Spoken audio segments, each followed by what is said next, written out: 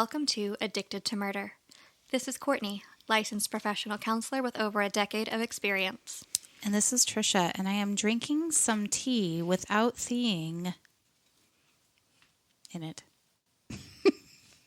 What? Theeing. Theeing? Yeah. Oh. It's the caffeine found in tea. Oh. But it's spelled T-H-E-I-N-E, but it's pronounced like the-een. Theeing. Huh. So, but I'm drinking chamomile tea. So I just got off work. Yeah. So It's okay. Courtney's on vacay. I am for these next couple weeks. Shoot. But Trisha's not.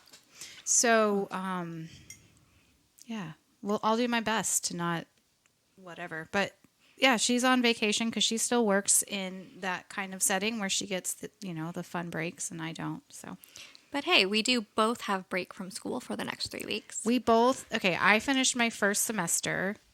Was it your second term? It's my second term, but within my first semester. Okay. So, Yeah, I don't. Hers is a weird schedule, but anyways, we finished it. woo! Yay! Until like January 8th. I'm ready. And then the next one starts. Yep, and then I'm not doing summer school, but I think you probably are. I have to. Yeah, I'm not. I'm not in a big hurry to do this. So, Yeah. I'm hoping I might get my practicum done over the summer, though. is that just like clinical hours, basically? Pretty much. Yeah, That I can do at my job. that makes sense. Might as well. Exactly. Well, we are back for part 2 of Andrei Chikatilo. Yes, we are. And but before we jump into that, Courtney has a question for me and for herself. So, in thinking about like the whole new year, new me thing that some people buy into, sometimes that goes along with new haircuts. And so my question for you is, what is the worst haircut you have ever had? It's a toss-up. I had one in like 7th grade where I just couldn't explain to the hairdresser that I wanted like a pixie cut. I didn't know that's what it was called. And instead I got like a Bad News Bears bowl haircut. And it was awful. And then when I was 15, I think I got in an argument with my dad. And I was like, I'll show you. And I took scissors to my own hair, not knowing how short they could cut. And they can cut very, very short. And so half of my head ended up having to be shaved. It grew out and looked okay. But at first, it was not good. I was going to say, I mean, that's a look now these days. Yeah. The half head shaved thing. Yeah. So it was like my front of me, like the front of my hair was like still long. And then the back was, and when it grew out, it was like spiky in the back and then kind of like the long bangs and stuff. And that was okay. But before it grew out, it was it was a mistake. And I cried. Did that. And yeah, I'll So what about you? So for me, it's a similar situation with your first one, but it was not by choice. So when I was in 4th grade, there was a good old outbreak of lice in my school. Oh, and you have thick hair. And I have thick hair. Yeah. So my mom decided to just cut all my hair off and took me to like a place to like cut it short. And it was in some sort of like kind of pixie, but not a good shaped pixie. And I remember the woman who was cutting my hair didn't seem to speak very good English. And so like I was like crying and being like, it's too short. And she thought that I was saying to cut it shorter. Oh. And so eventually she's like, if I cut it shorter, it won't look okay.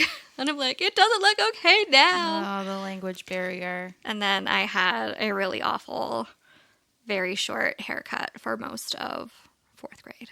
Your hair grows fast. Did it not used to?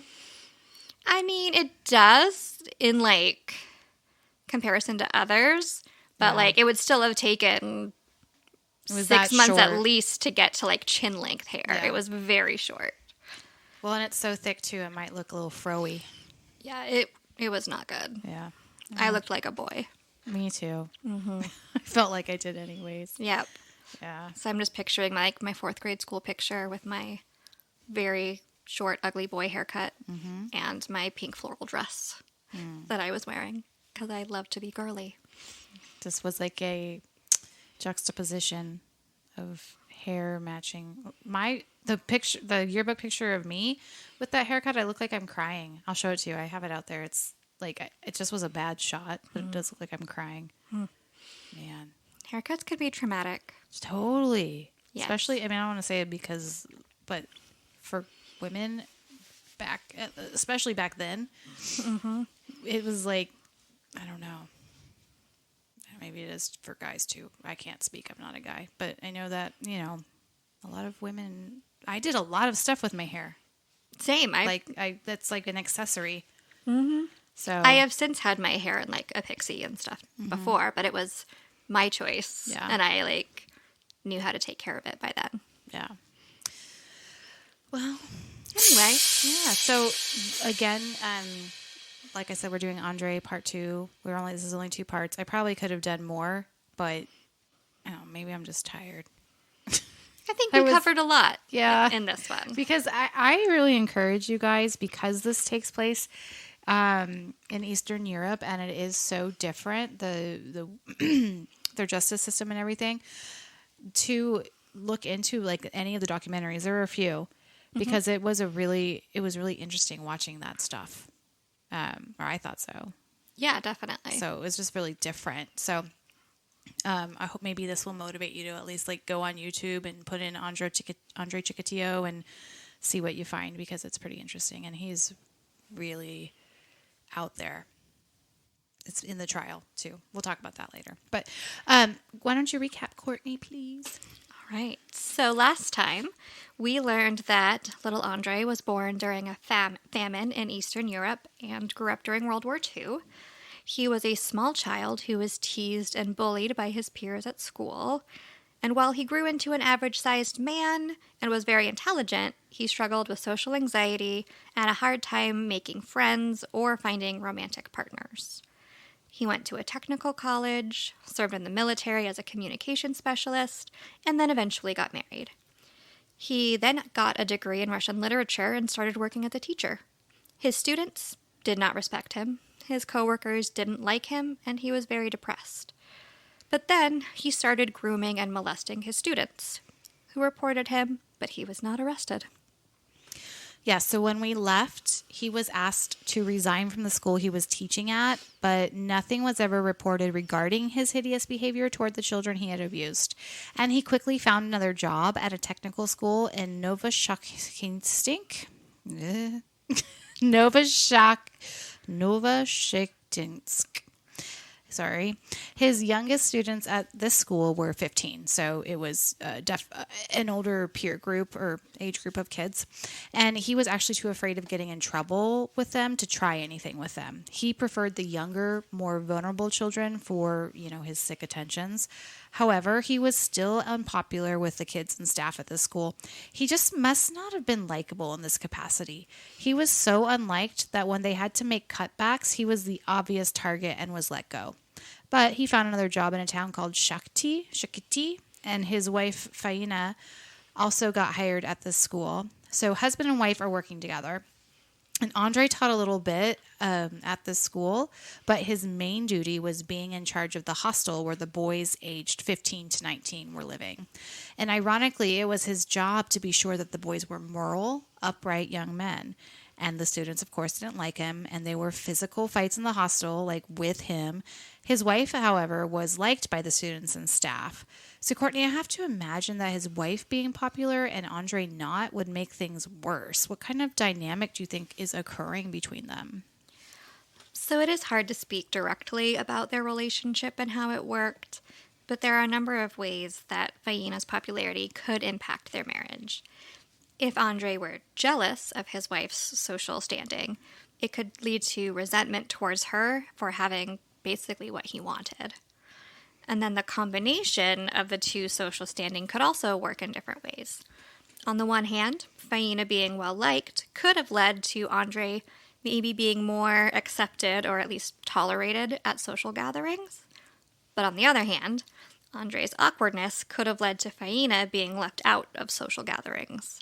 So I would imagine that there would be some sort of upset feelings on either or both sides of the relationship, even if they maybe were not expressed outwardly. And like, if she didn't know how unpopular he was at his other jobs, maybe he didn't disclose that to her. It might be kind of embarrassing, like, for a wife to know that. I don't know. I would be embarrassed. Probably, yeah. Later, some of the boys reflected on an incident at the hostel when Andrei was there. They said that in 1978, one evening, Andrei went into the dorm room at night when the boys were sleeping and went to a 15-year-old's bed. He apparently went under the sheets and started to fillet the young man, and then the boy woke up. Andrei fled. He came back a few days later to try that again, but the boys were awake and made him leave. Even though the story became the gossip of the school, somehow he again escaped punishment. Faina worried about her own marital bed issues, and she encouraged Andrei to seek help from a psychiatrist. He refused, and his pride was badly hurt, as men in Russia at this time had very clearly defined roles that he knew he was failing to meet. What do you think, Courtney? So this seems like the right time to remind our listeners that Andrei had difficulty with erectile dysfunction when attempting to have sex with women his own age, including his wife.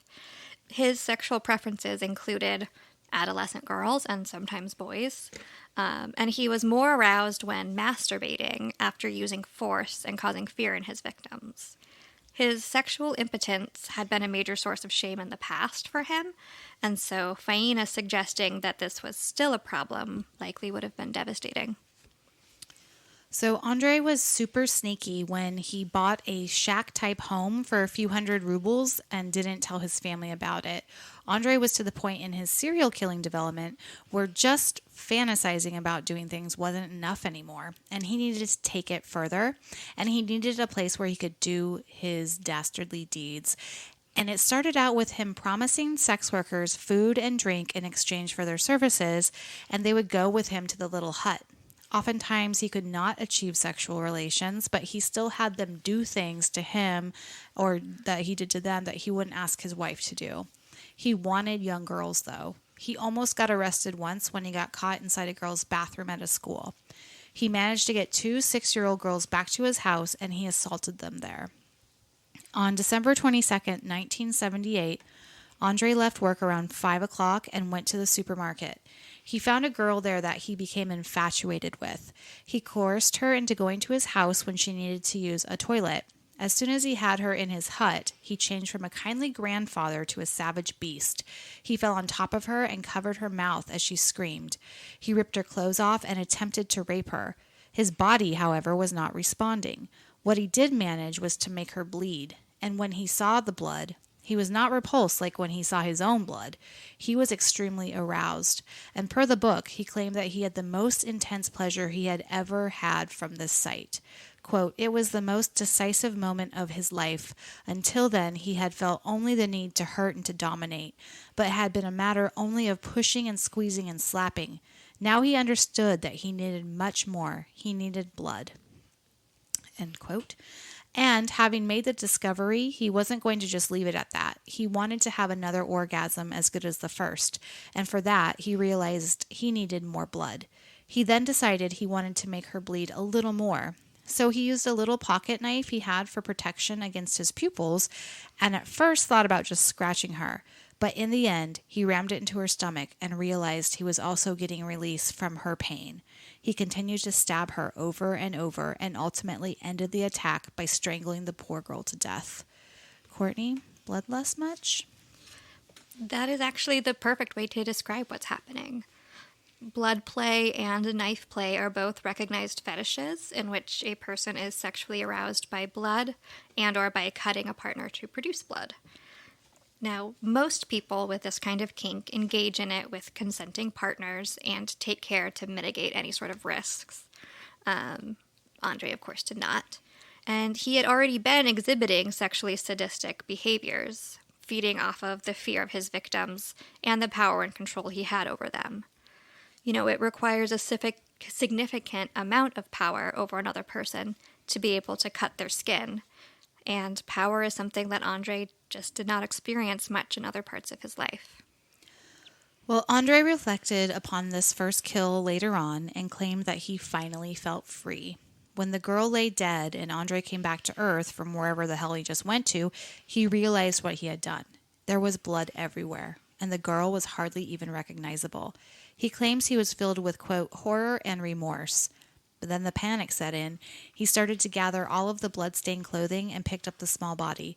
No one was outside of his hut, so he took all of it to the nearby river and threw her and her belongings into the current. Her body was swept away, but his aim on her bag was off, and he actually threw it across the river onto the other bank. He left the scene. Andrei, in his haste to get home to his wife, forgot to turn off the light in his hut, and he also missed some blood left at the hut. Her body was found 2 days later by police on Christmas Eve, 1978. She had not gone far from where she had met her fate. Officers started to go door to door looking for information. One of Andrei's neighbors told the police that she noticed that his light had been on all night. She also told them of her suspicions of him hiring sex workers based on the constant traffic of women in and out of his house. The police spoke to Andrei, and they picked up right away that he was off. The police looked into his background and were made aware of some of the reasons he had changed jobs so often. They questioned him at least 8 times, but he had an alibi. His wife said he was home, and they never looked into that to see if it were actually true. Fortunately for Andrei, a released killer was living in the same neighborhood, and he was released from prison after 6 years, and he fit the profile. He was there. The police were under pressure, and so they charged him with that crime. He would confess to it. I'm unsure of the coercion factor there, and Andrei was forgotten. Courtney? This is the kind of situation that can be so frustrating to me when police actually have the right suspect but don't or can't charge them. And also, given everything that Faina knew about his abusive past students, I am surprised that she continued to give him that false alibi for so long. Yeah.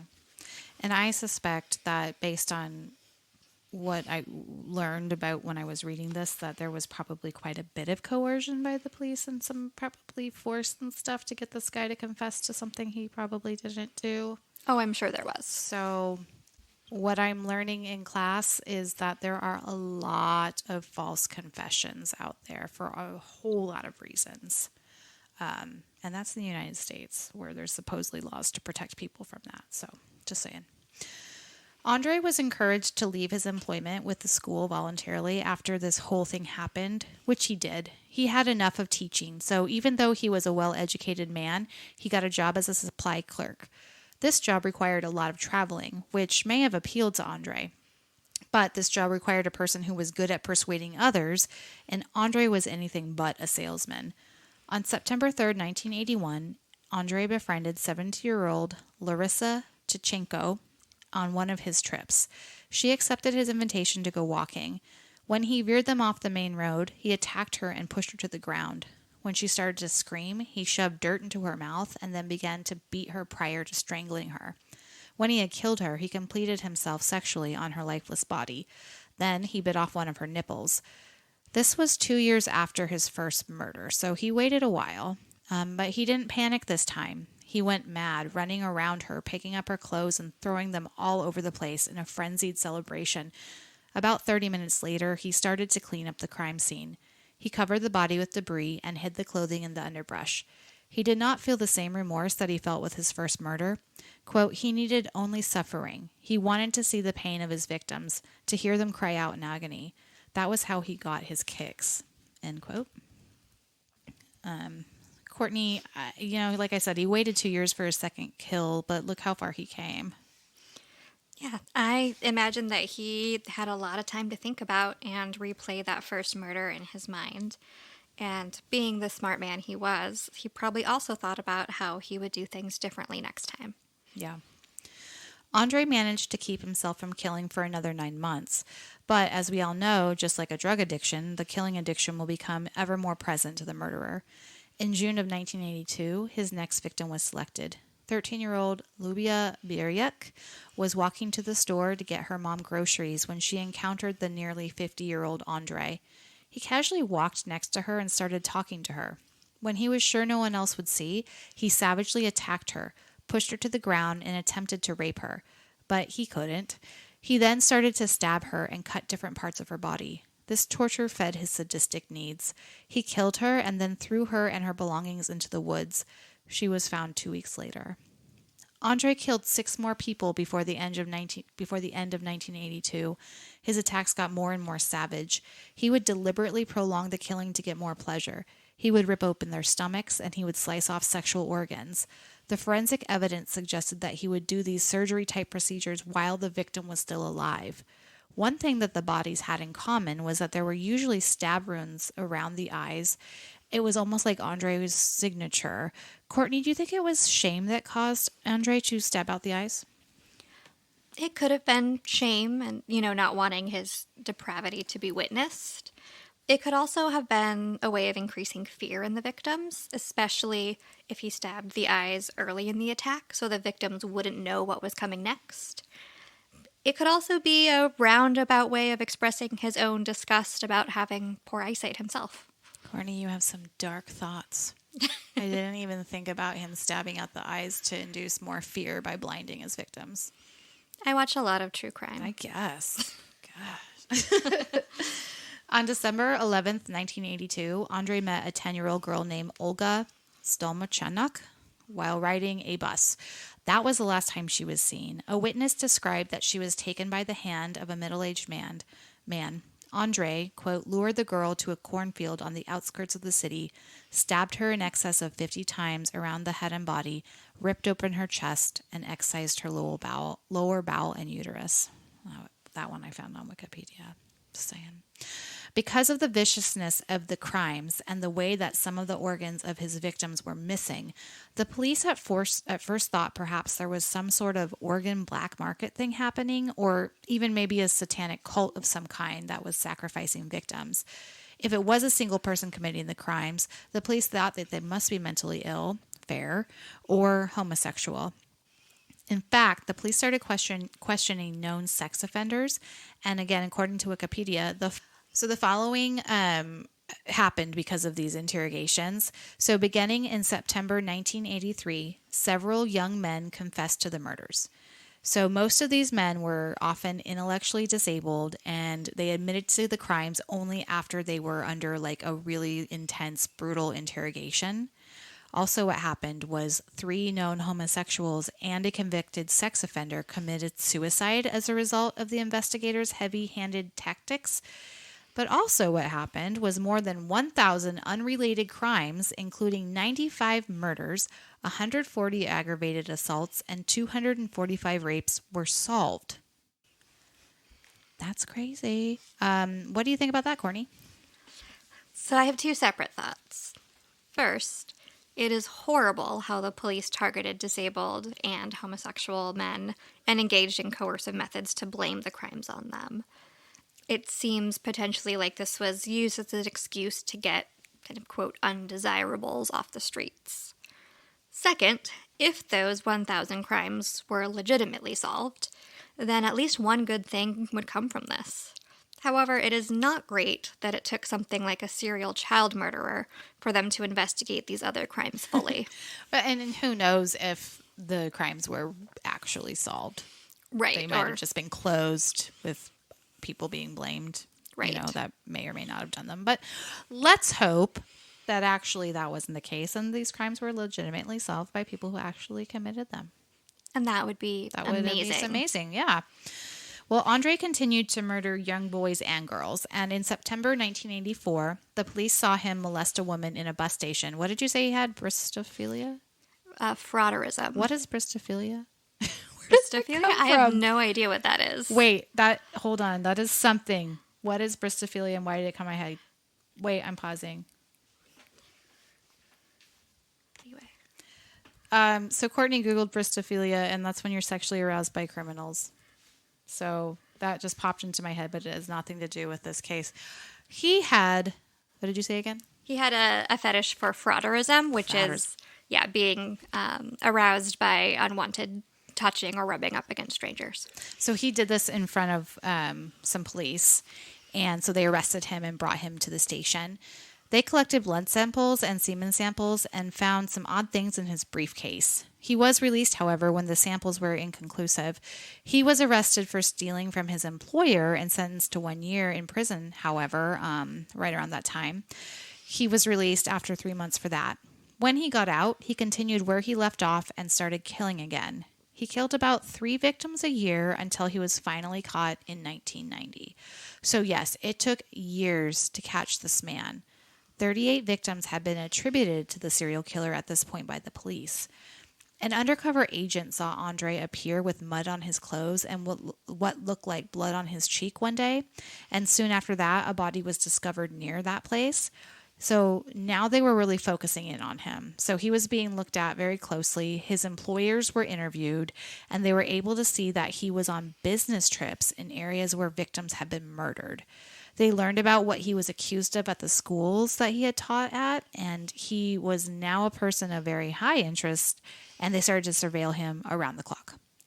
They ended up making their move and arrested him in November. This time, when they did that, he had a wound on his finger that the medical provider determined was a human bite. Interestingly, although his blood was type A, which did not match what was on the victims, that was AB, his semen when tested was type AB. So I don't know if that's an anomaly or what, but that was why he was released the first time. Mm-hmm. It took some time, some coercion possibly, and psychiatrists were brought in, but eventually Andrei confessed. Okay, so one of the confessions that Andrei made was this, quote, "I noticed that a girl of 12 or 13 was coming behind me, carrying some kind of bag in her hand. I slowed down and let her catch up to me. We walked together besides the woods. I started talking to her about whatever I thought might interest her. I remember she said she was going home from the store. I pushed her off the road and grabbed her by the waist and dragged her into the woods. I pushed her onto the ground, tore off her clothing, and lay on her. At the same time, I was stabbing her, imitating sex. From that, I ejaculated. I threw her clothes and a bag away somewhere, but I don't remember where." That was him confessing to 13-year-old Lubov Biryek. And again, apologizing for the horrible names pronunciation. Andrei described in great detail, as they all seem to do when they start to confess, what he did to his victims. He claimed that he tasted their blood. He would use his teeth to rip off genitalia, nipples, lips, and tongues. Sometimes he would cut out or bite at the tongue and then run around with the tongue in his hand. At first, he said he would chew the uterus and the testicles of his victims, but later he recanted that. He did maintain that he would swallow some of the nipples and some of the tongues. What do you think, Courtney? Well, we talked about cannibalism a little bit in our last case with Pee Wee Gaskins, and how it's tied to power and control. For Andrei, he targeted body parts associated with sexual behavior, the genitals, uterus, and nipples, and taunting, like the lips and the tongue, which were connected in his mind due to the severe bullying and sexual impotence he experienced as an adolescent and young man. Removing and consuming these body parts gave him the ultimate control and power over them. Do you think it had anything to do with the stories of his cousin/brother being cannibalized when he was little? Do you think that played into it at all? Remember that? Maybe. Could have given kind him of a weird coincidence. Yeah, could have given him the idea. Yeah. He'd been sort of thinking about that his whole life and wondering what that would taste like or what that would be like. Yeah. Well, on November 30th, he was formally charged with 36 murders that he committed over the 8 years of his spree. He then confessed to an additional 20 murders. Andrei completed an extensive psychological examination. He was diagnosed with borderline personality disorder and found competent to stand trial. His trial was a big thing. Courtney and I watched part of it on TV. It took 2 days to read the indictments of all his crimes because there were so many charges. Courtney, do you want to describe the chaos of that trial? It really was chaotic. This case was huge in the media. It was the first one in, the former USSR to be televised. And so the courtroom was packed with spectators and members of the press. Andrei was held in a metal cage for his own protection. The prosecutor was described as intentionally berating Andrei, who in response would become uncooperative. He yelled out over the lawyers and the judge, went on rants about being repressed in childhood, sang socialist anthems, and repeatedly exposed himself in the courtroom. The doctors who had examined his mental state seemed to agree that these courtroom antics did not match his demeanor in private or their diagnosis. and were therefore being performed intentionally to try and appear insane to avoid punishment. Yeah, so you can find these trial or videos of this trial like we saw on YouTube, like I said, and I encourage you to check it out because it's so different than from our courtrooms. It's a circus. Totally. Yeah. It was reminiscent of, what's his face? The Belgium guy, because he was also in the cage. Oh, Dutroux? Yes, Marc Dutroux. Ugh. Horrible man. On October 15th, 1992, Agzabuzanov, The judge. the judge, I'm so sorry, formally sentenced Chikatilo to death plus 86 years imprisonment for the 52 murders and 5 counts of sexual assault for which he had been found guilty. Andrei would lose his appeal, and he was on death row until February of 1994. So that's just 2 years. And in America, people are on death row for decades, right? Yes. Not so there. Justice is very swift in that part of the world, or at least it was. Andrei was escorted from his cell and taken to a soundproof room where he was shot behind the ear on Valentine's Day in 1994. Courtney? You know, I have to say, there is something almost refreshing about a serial killer facing their punishment without any fanfare or attention. Yeah. It's like the opposite of Ted Bundy's execution, for example. Oh, sure. Yeah, I mean, if I'm remembering this right, it was like when he lost his appeal, that it was like that day, or like very close when he lost his appeal, they executed him. Right. And they just went and did it. Like, yeah. No waiting around for decades and decades. Yep. For a and date. Appeals after appeals after appeals and all that. So, yeah, that's the end of Andrei Chikatilo. There were, the book that we used, The Red Ripper, goes into a lot more detail than I did put here. So if you are interested in this case, I encourage you to check that out. There's pictures. It's a lot focused on the police investigation on it because it took so long to find him. And he was one that was questioned multiple times by the police. Right. So I think there was a little bit of an uproar from the public about that, if I remember correctly, because they had him 8 years ago? Yeah, multiple times. But anyways, that's that. So Courtney is picking our next killer. Do you want to give us a little clue? Sure.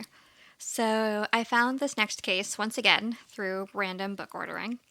And this time we are going back to the 1920s again with a killer that I think really epitomizes kind of that stereotypical psycho killer of lore. Oh. Courtney, what do you do if a weird, nearsighted Eastern European man invites you back to his shack in the woods? You go nuts, go home, and go to therapy. That's right. Everybody stay safe, and we'll see you next Tuesday. Bye. Bye.